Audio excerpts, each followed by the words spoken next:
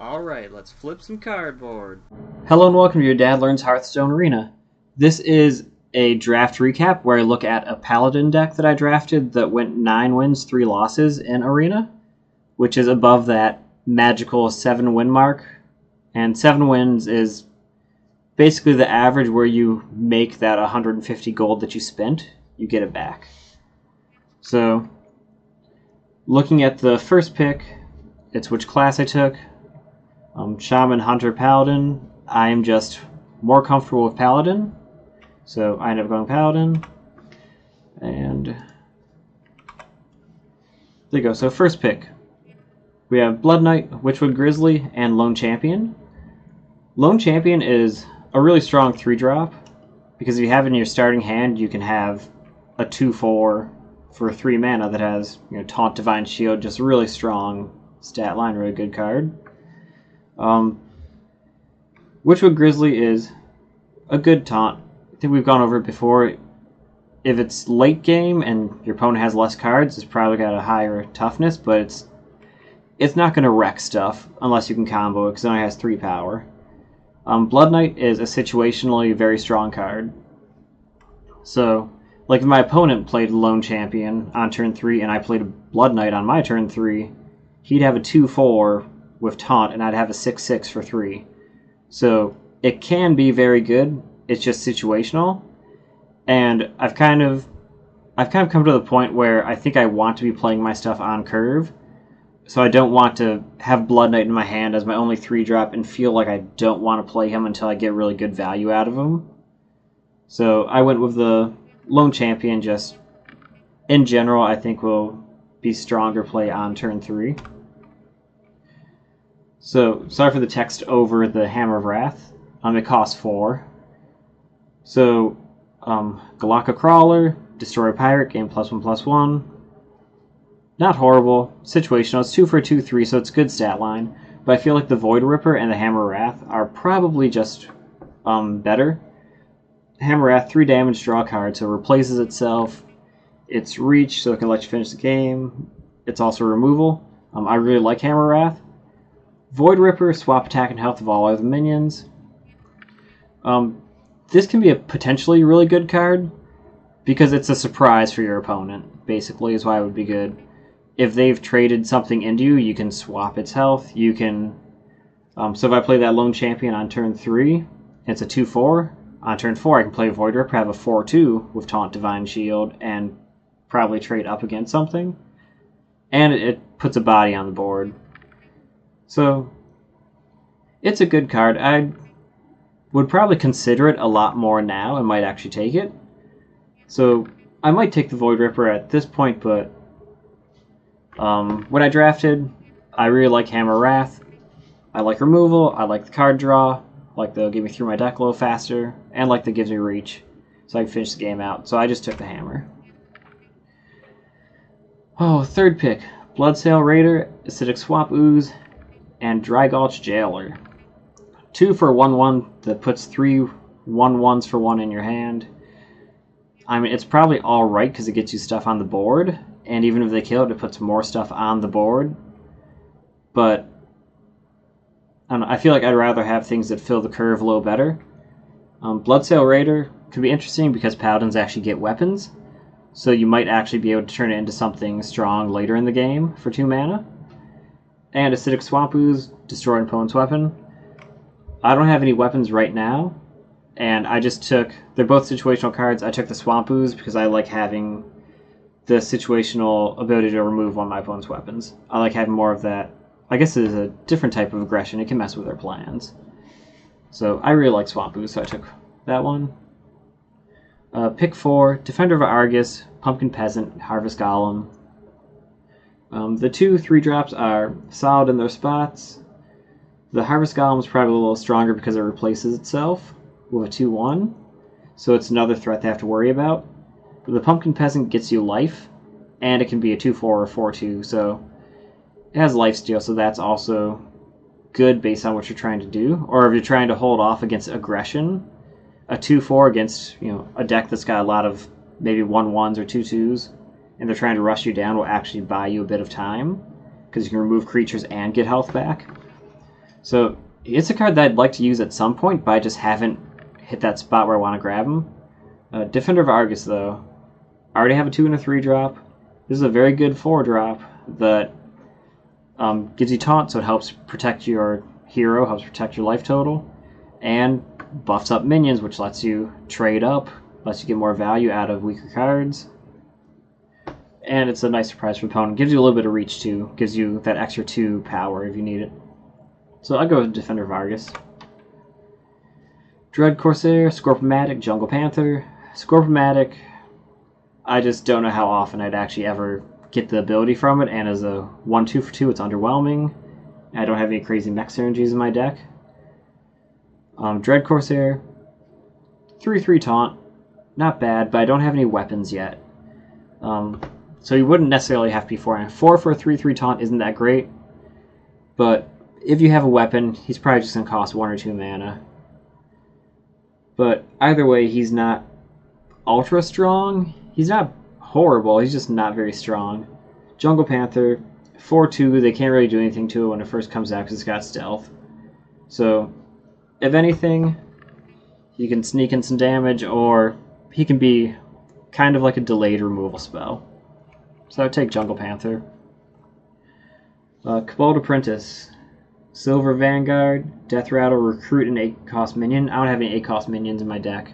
For Recruit, it has to be in your deck. I don't think it even counts your hand. So 7 for 3-3, ultra underwhelming. 3 for 2-2 adapt. It could be good. You can make it a little bit stronger.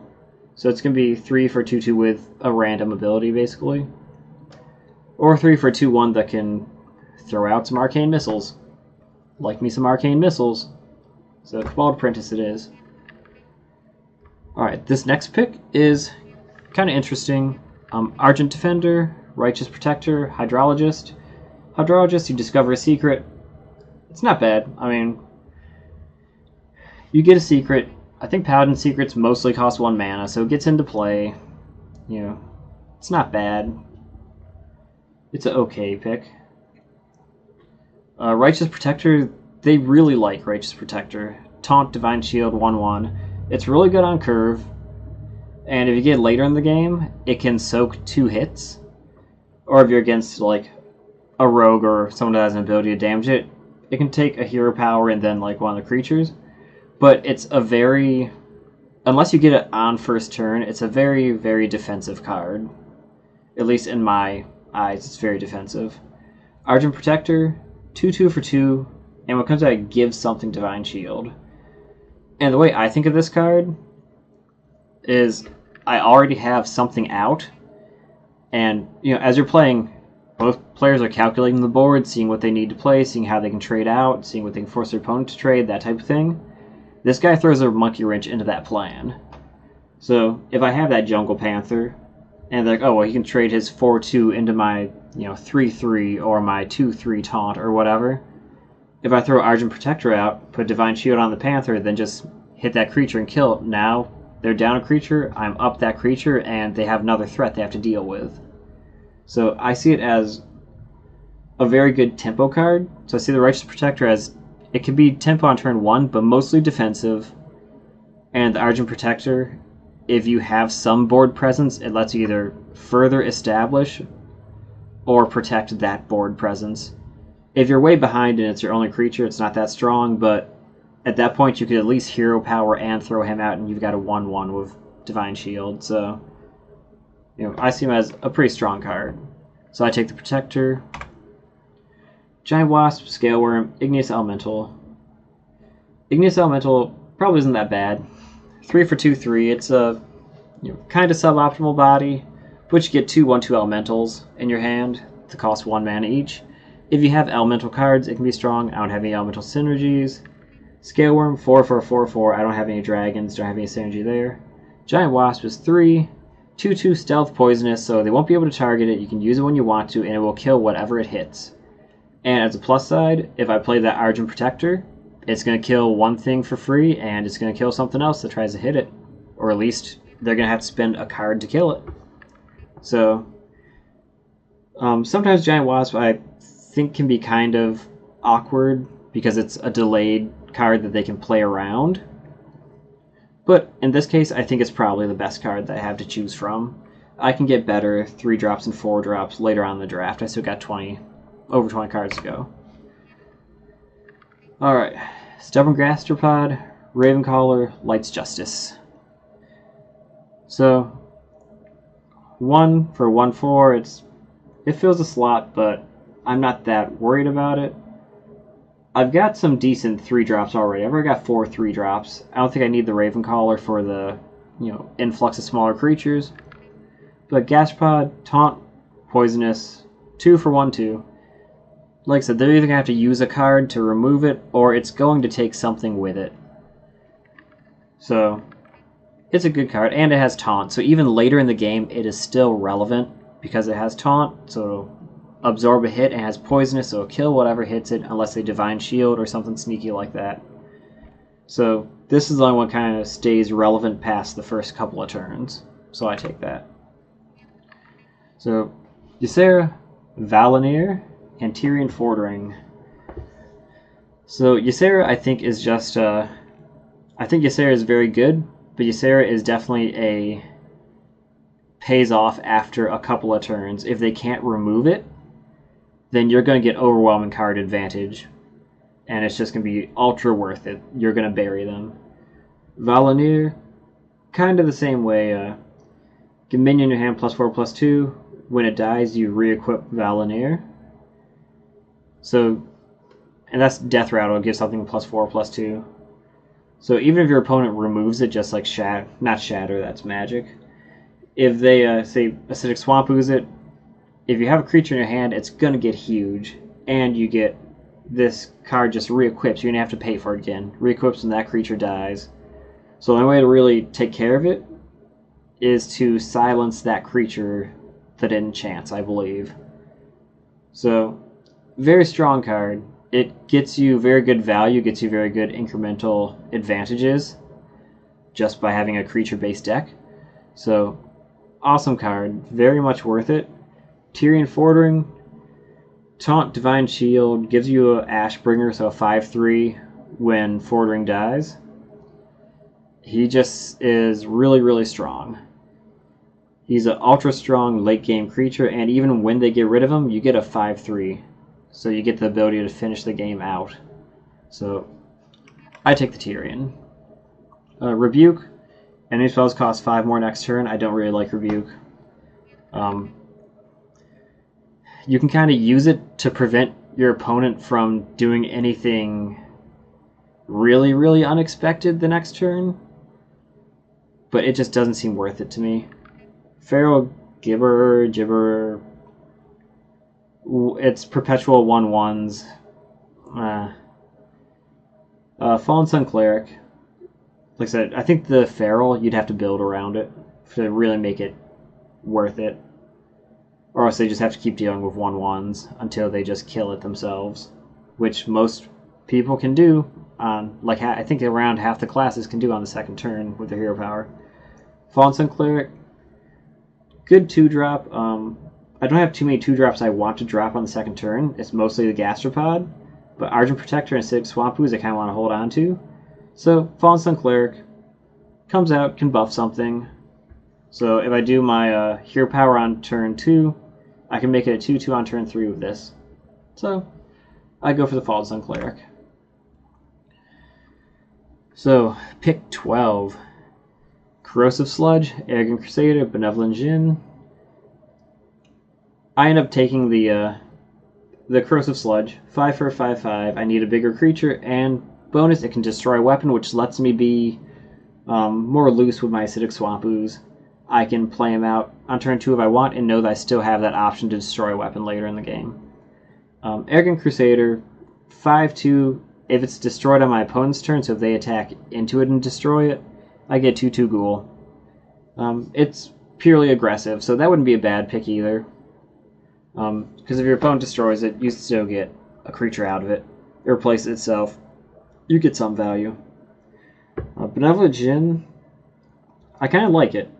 It's a 2/4 for 3, so good stat line, it's healthy. And end of your turn, you get 3 health to your hero. It helps you catch back up in a game. If you can protect it, it gets you basically away from being scared that your opponent will be able to rush you down. But at this point, I want the bigger body. So, ooh, Hand of Protection, Holy Light, and Thunder Lizard. Holy Light just restores 6 health. It has no impact on the board, just gives you health, and it takes up a card slot where you could have something that could be more useful on the board. Hand of Protection, kind of the same. It doesn't add its own value, but it's like a weak Argent Protector. Because you don't get a body, you just let something trade. So at least it's kind of a surprise. Thunder Lizard. If you played Elemental last turn, adapt. I don't think I have any Elementals, but at least it's a 3/3 for 3. And it's a body, it's going to have some impact on the board at least. So, yeah. Just because the other choices aren't really that great. So Thunder Lizard, man, I choose you, dude. Alright, Sea Giant. Hildenair, Frost Rider, Ghostly Charger. This is a decent pick. 3 for 4/4, freeze your other minions. Strong card. Just freeze them for 1 turn, so you can do whatever you want with them that turn, then throw this guy out. So, really strong 3-drop. Charger, Divine Shield, and Rush lets you trade that turn against a creature, and protects itself because it's got Divine Shield. Sea Giant, big creature. So for me, it was either, do I want the big creature, or do I want the Charger, which is smaller, but is pseudo-removal? If you know one thing about me, is that I like removal, so I go for the Charger. So next, Rotten Applebomb. Where are you? Rotten Applebomb, Fairy Dragon, Deranged Doctor. So big creature that gives you health back. Fairy Dragon is a very good 2-drop. 3/2 for 2, can't be targeted. Really awesome 2-drop. And Applebomb, Taunt 4/5. When they kill it, you get some health. Kind of like a mini Deranged Doctor, except with Taunt. So at this point, I know I have Tyrion, so I know that gives me an edge. I have decent early game. I'm trying to find a way to get into the late game and hopefully pick up some good late game cards. And I think Applebomb does that for me. So I forego the really good 2-drop because I already have 4 2-drops. This one wouldn't be bad to add, but I got 4 of them. And I've always got a 2-drop in my hero power. Deranged Doctor is good, but he's basically just big. So I take the mid-range card to kind of try to get me towards that late game. So Rotten Applebomb it is. We've talked about Holy Light, not really a fan. I don't have any Pirate synergies, go South Sea Captain. And Fin Creeper is at least okay. 5 mana for a 3/6. At least it's another card that can get me into the later game. It's not bad. It's a decent taunt wall. And out of the options, I think it's the best one there. So, Fire, Plume, Phoenix, Argent Protector, Righteous Protector. Righteous Protector and Argent Protector kind of play out the same way I said earlier. They both have really good spots. They're both decent for defense or tempo a little bit. Protector's a little more tempo, or Argent's a little more tempo, Righteous a little more defensive. Unless you get it on first turn, then it's tempo. Fire Plume Phoenix gives you some reach because you can hit your opponents with it, with the 2 damage. Gives you potential removal, especially if, say the last turn I played like a Cabal Apprentice or something and weakened a creature just a little bit, or have Lone Champion and they hit into it, the Phoenix can finish what attacked the Lone Champion if the champion doesn't kill it itself. So it's good. It can finish something off or just completely take out a smaller creature and then they still have a 3/3 to deal with. So I take the creature with removal attached to it. Fire Plume Phoenix. So Pumpkin Peasant, Rockpool Hunter, Benevolent Djinn. They would take Rockpool Hunter 2/3 for 2. Honestly don't know why they value that one so highly. I don't even have any other Murlocs. It's okay at its spot, but I have 4 2-drops. Maybe a 5th 2-drop would be bad. I probably need some more 2-drops in my drafts in general. But I tend to go pretty light on them, especially if I have Paladin, because I can always play a creature on turn 2 of my hero power. Pumpkin Peasant I'd basically be taking for the lifesteal. Benevolent Djinn, same stat line most of the time as Pumpkin Peasant. I just don't actually have to attack with it to gain the health. So I take the Benevolent Djinn just to gain some of that health. Alright, Rotten Applebomb, Sunwalker, Sound the Bells. So I remember when I was going through this draft, I wasn't too sure if Sound the Bells would be good or not. I especially like the Sunwalker. He's got Divine Shield, Taunt, strong creature, really strong creature, hard to pass up. But Sound the Bells, especially now when I don't have an ultra strong late game, if I get to that late game and I have that 10 mana, that's 5 attack and 10 toughness I can spread around the board and really try to trade up, and it gives me reach if I can get a creature through. Doesn't matter what creature, I can just buff it up. And it has Echo. So it's something where when I was first going through it, I reluctantly took it. Now that I've had some experience with it, I would snap it up right away. Having 1 or 2 Sound the Bells in your deck feels amazing. It lets you trade up earlier game, and it's really good late game. So Sound the Bells, great card. Alright, this is Worgen Abomination, Silver Sword, and Gilnean Royal Guard. I think the Royal Guard is outclassed by the Abomination and the Silver Sword. Although, an 8/3 Rush Divine Shield is awesome. It can trade out just about anything. But I like the other 2 cards a little more, especially in this situation. So it's basically Abomination or Silver Sword. The Abomination can be really good because it can deal 2 damage to everything that's been hit, so it lets you do a bunch of little swipes at stuff and have him finish them off. It can be a strong creature. I just feel like the Silver Sword is stronger. It lets you use your face to deal damage and buffs up everything on your board. So instead of doing 2 extra damage to all their minions, if you attack first, it's like you let all your minions do 1 extra damage to whatever they want. So it also gives you a bunch of reach because you can hit an opponent in the face with your sword, and whatever many creatures you have out gives you that much reach. You have 4 creatures out, hey, that's 4 extra damage you can do to your opponent. The more creatures you have, the further your reach is, try to finish off your opponent. So I think it's an ultra strong card, so I end up taking the Silver Sword. 3 cards are not ultra strong, and at this point, I just look and I say, I could use another 2-drop, but he's kind of subpar. He's not going to do the 2-drop thing. He's a 1/1. So I decide I don't have a 1-drop. I already have a healer at the 3-mana spot, so I'll just grab Light's Justice. Just kind of so on turn 1 I have something to do in case I grab it. It's really all the justification I had. So Lone Champion, Walnut Sprite, and Sunwalker. I passed up a Sunwalker earlier to get the Sound the Bells. I already have a bunch of 2 and 3 drops, so I take the Sunwalker here. Strong 6-drop, Taunt, Divine Shield, really good. So pick 23. Spiteful Smith, Fungal Enchanter, Vicious Scalehide. I've got a couple of weapons, and I don't think the Vicious Scalehide's really what I need. So Fungal Enchanter or Spiteful Smith. Enchanter is really good because he lets you trade stuff, basically. You run in, then you heal your stuff back up. Not bad. Good tempo card.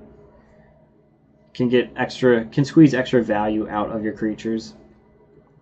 But Spiteful Smith, 4/6 for 5, not bad. I have ways to pump it up. And I also have a couple of weapons. I have Silver Sword, Light's Justice, and if Tyrion Fordring dies, I have an Ashbringer. So it's got enough potential synergies that can make my weapons a lot stronger that I end up taking the Spiteful Smith for the potential. Swamp Leech, Chillblade Champion, Vicious Scalehide. Still don't think the Scalehide's worth it. Swamp Leech gives me another thing to do on turn 1. Chillblade, not bad. Charge, Lifesteal. Gives me some healing. Can sneak in there. It's not that bad. Might take it, might not. But in this situation, I just grabbed the other 1-drops. I have 2 things to do on turn 1. Marshdrake, Sated Threshodon, or Corpse Taker. This was kind of difficult, not the most difficult, because I don't have ultra late game stuff, don't have a ton of it, but I have enough that my late game looks pretty alright, especially with the Silver Sword. I can beef up my creatures. I think Marshdrake is outshone by the other two. The thing is, I have Life Steal, I have Divine Shield, I have Taunt. I have multiple sources of Divine Shield and Taunt. I think I just have one for Lifesteal. But this Corpse Taker, if I get it out, can potentially be a really, really nasty, annoying creature for my opponent just because of how many synergies I have in my deck for it. So I end up grabbing the Corpse Taker instead of the Sated Threshodon, because I think it could just be a really good, strong mid-game card. And I only have 3 4-drops, so a 4th one doesn't hurt anyway. So Righteous Protector, Fire Plume Phoenix, Unidentified Maul. I don't think I need the Righteous Protector. Don't need that turn 1. I basically end up taking the Phoenix because, you know, it's good tempo, all that stuff. But I wasn't exactly sure how Unidentified Maul worked. I didn't know if every turn it's in your hand, it changed what effect you could get, so you couldn't really plan around it. Turns out I think I've used it once, and when you draw it, it gets a bonus effect, and that's just how it works. It doesn't change every turn. So I probably would, at this point, end up taking them all, but I wasn't exactly sure how it worked at the time, so I ended up taking the Fire Plume Phoenix just because I just knew what it did, and I didn't want to be surprised because I felt like my draft was going pretty well. So here we have Deranged Doctor, Violent Worm, or Hammer of Wrath. So Hammer of Wrath, another removal, which I have good removal, good rush creatures, that type of stuff. But like I mentioned before, I'd like a little more late game. 2 late game creatures, an 8/8 for 8, or a 7/7 for 8. But the 7/7, when they kill it, replaces itself with a bunch of 1/1s. The 8/8 gives you a bunch of health back. I potentially have a few forms of Lifesteal. I have that Benevolent Djinn, which will give me some health. I just kind of decide that, you know, I think I like the Violent Worm, or the Violet Worm, a bit better. You know, even if they take it out, it's going to drop a bunch of creatures on the board, and that also works really well with my Silver Sword. Like, even if it's my only creature, if they kill it, I get 7 1/1s. If I draw a Silver Sword, all of a sudden that's 7 extra damage that I can do. Like, that turns from 7 to 14 damage. It's very strong. So I go with the Violet Worm. Next turn, Fire Plume Phoenix. At this point, I have 2 of them. A third's not bad, but I don't feel like it's really ultra necessary. Stoneskin Basilisk, I still just kind of feel that it's kind of slow. Divine Shield, Poisonous, not bad. It's 1/1. But most times you put it out, your opponent they'll be able to play around it, I think. And it's not like the Wasp that can stay in stealth and your opponent can't hit it except with something that is just AoE, like just an area spell. So I should probably try it more, but I just don't like the Basilisk as much, just personal preference. So, but I do like Argent Protector. And like I said, with the late game creatures I've been grabbing, he still works really well. Even late game, if you have something else out, throw a Divine Shield on it, go to town on something. So I end up taking the Argent Protector. Oh, Grave Shambler, Vermguard, or Repentance. The first 2, I do have weapons, but I don't have a reliable way to get or activate those weapons. So Grave Shambler, I could see you taking, especially if I grab that Unidentified Maul. I could see grabbing it. I'd have like 4 or 5 weapons, but most times it's going to be a 4/4 for 4, which isn't bad. And the Repentance is kind of meh. After my opponent plays a minion, reduce its health to 1. I mostly see myself wanting to play this turn 4 or later, so that when they're wanting to kind of hit their curve and play their bigger creatures, have a Repentance down before that, and hopefully they'll play something like I don't know, that Worm Guard from a 3/11 to a 3/1 for 7 mana. Alright. Like, Tyrian Fordring could be a 6/1, Violet Worm a 7/1. It works well on late game stuff. So it's something I don't see myself playing on turn 1, but at least I can save it, something goes down with it, and then I can kill it with multiple different ways. Weapons, Fire Plume Phoenixes, the Cabal Apprentice, lots of stuff. So, it's either Repentance or Grave Shambler. I grabbed the Repentance. And last pick, they throw another Worgen Abomination my way. Stonehill Defender I don't think is worth it at this point in time. Yes, he replaces himself, and yes, you can potentially get something really strong like a Lich King, but I have a bunch of 3-drops. It's not guaranteed late game, so Crystal Lion, Divine Shield costs 1 less for each Silver Hand recruit you control. So best case, turn 2 I play Silver Hand, turn 3 Hero Power again with a Silver Hand, and that means turn 4 I can play a 5/5 Lion with Divine Shield. Not bad. I thought about it, but I think the Worgen is just a lot stronger. It's 1 mana more, 6/6, and just you can. I think I actually have a game where I can show this where I draw the Abomination and maybe just hit with a bunch of my little stuff, like trade some stuff out, get his stuff to 2 health or lower, or their stuff there, play the Abomination, and just wipe out more than half their board. It's just very strong. Very, very high potential for that card. All 3 of these are kind of potential cards, so I just take the Abomination. It's still late game, still really good in his spot as a 7 for 6/6. Sticks pretty hard, and can potentially just knock their board all around. And that's the 30th card. The deck looks really good in my estimation. I think I should be able to do alright with it. I have a whole lot of Divine Shield, good amounts of removal, some really strong cards I got lucky to get, like Tyrian Fordring and Silver Sword. So I feel good about this one, and like I said, this deck ends up going 9 wins, 3 losses. So I will put links below for the gameplay if you want to see how some of those games played out. I might just show the raw gameplay again, or I might actually just cherry pick a couple of games and kind of show some cool interactions that happened.